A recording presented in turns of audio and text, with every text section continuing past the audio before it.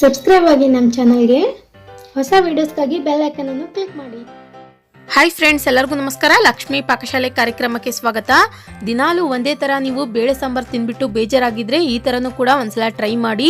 ಇದನ್ನ ನೀವು ಚಪಾತಿ ಜೊತೆಗೆ, ಬಿಸಿ ಬಿಸಿ ರೊಟ್ಟಿ ಜೊತೆಗೆ ಮತ್ತು ರೈಸ್ ಜೊತೆಗೂ ಕೂಡ ತಿನ್ನಬಹುದು.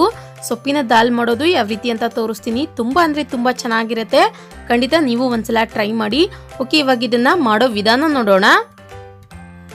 ಮೊದಲೇದಾಗಿ ಫ್ರೆಂಡ್ಸ್, ಇಲ್ಲಿ ನಾನು ಆಲ್ರೆಡಿ ತೊಗರಿ ಬೇಳೆನ ಬೇಯಿಸ್ಬಿಟ್ಟು ಇಟ್ಕೊಂಡಿದ್ದೀನಿ.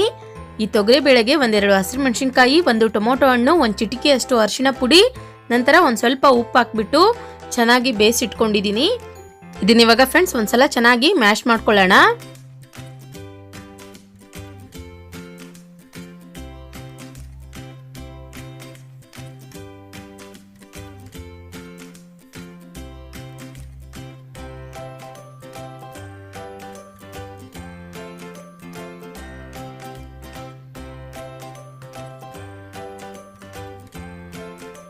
ಓಕೆ, ನೋಡಿ ಇವಾಗ ನಾನು ಇಲ್ಲಿ ಈ ರೀತಿಯಾಗಿ ಮ್ಯಾಶ್ ಮಾಡಿ ಇಟ್ಕೊಂಡಿದ್ದೀನಿ. ನಂತರ ಇದಕ್ಕೆ ಇವಾಗ ಒಗ್ಗರಣೆ ರೆಡಿ ಮಾಡ್ಕೊಳ್ಳೋಣ. ಗ್ಯಾಸ್ ಆನ್ ಮಾಡ್ಕೊಂಡ್ಬಿಟ್ಟು ಒಂದು ಪಾತ್ರೆ ಇಟ್ಕೊಳ್ಳಿ. ಅದು ಬಿಸಿಯಾದ ನಂತರ ಅದಕ್ಕೆ ಇವಾಗ ಎಣ್ಣೆ ಹಾಕೊಳ್ಳೋಣ. ಎಣ್ಣೆ ನೋಡಿ ಚೆನ್ನಾಗಿ ಕಾದ ನಂತರ ಒಂದು 4 ರಿಂದ 5 ಬೆಳ್ಳುಳ್ಳಿನ ಸುಲಿದ್ಬಿಟ್ಟು ಹಾಕ್ತಾ ಇದ್ದೀನಿ ಇಲ್ಲಿ. ನಂತರ ಒಂದು ಸ್ವಲ್ಪ ಜೀರಿಗೆ ಮತ್ತು ಸಾಸಿವೆ ಹಾಕೊಳ್ಳಿ. ಅದು ಚೆನ್ನಾಗಿ ಚಿಟಪಟ ಅಂತ ಸಿಡಿದ ನಂತರ ಒಂದು ಸ್ವಲ್ಪ ಕರಿಬೇವಿನ ಸೊಪ್ಪು ಹಾಕೊಳ್ಳೋಣ. ನಂತರ ಇವಾಗ ಇದಕ್ಕೇನೆ ಸಣ್ಣದಾಗಿ ಕಟ್ ಮಾಡಿರುವಂತಹ ಈರುಳ್ಳಿ ಹಾಕ್ತಾ ಇದ್ದೀನಿ. ಈರುಳ್ಳಿ ಒಂದು ಅರ್ಧದಷ್ಟು ಮಾತ್ರ ತಗೊಳ್ಳಿ. ಇದನ್ನ ಇವಾಗ ನೋಡಿ ಒಂದು ಸ್ವಲ್ಪ ಎಣ್ಣೆಯಲ್ಲಿ ಚೆನ್ನಾಗಿ ಫ್ರೈ ಮಾಡ್ಕೊಳ್ಳೋಣ.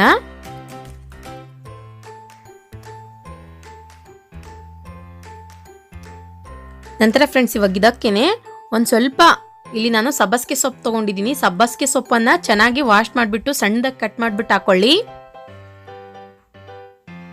ಸಬ್ಬಸಿಗೆ ಸೊಪ್ಪು ದಾಲ್ಗೆ ತುಂಬಾ ಚೆನ್ನಾಗಿ ಸ್ಮೆಲ್ ಕೊಡುತ್ತೆ. ಇದನ್ನ ಇವಾಗ ಎಣ್ಣೆಯಲ್ಲಿ ಒಂದು ಸ್ವಲ್ಪ ಚೆನ್ನಾಗಿ ಫ್ರೈ ಮಾಡ್ಕೊಳ್ಳೋಣ.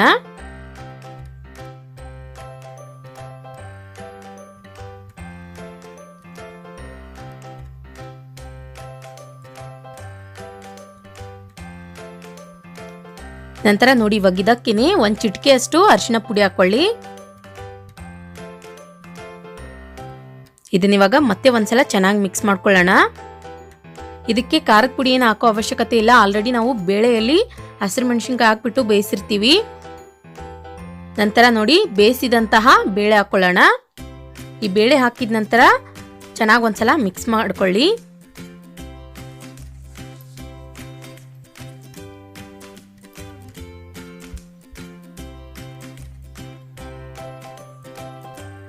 ನಂತರ ಫ್ರೆಂಡ್ಸ್, ಇವಾಗ ಇದಕ್ಕೇನೆ ರುಚಿಗೆ ತಕ್ಕಷ್ಟು ಉಪ್ಪು ಹಾಕೊಳ್ಳಿ. ಉಪ್ಪು ನೋಡ್ಕೊಂಡು ಹಾಕೊಳ್ಳಿ. ಮೊದಲು ಕೂಡ ನಾವು ಬೇಯಿಸುವಾಗ ಉಪ್ಪು ಹಾಕಿರ್ತೀವಿ.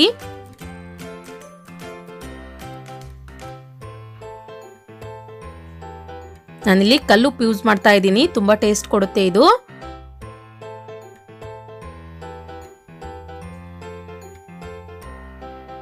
ನಂತರ ಇದನ್ನ ಇವಾಗ ಮೇಲ್ಗಡೆ ಮುಚ್ಚಿಬಿಟ್ಟು ಒಂದು 4 ರಿಂದ 5 ನಿಮಿಷ ಬೇಯಿಸ್ಕೊಳ್ಳೋಣ.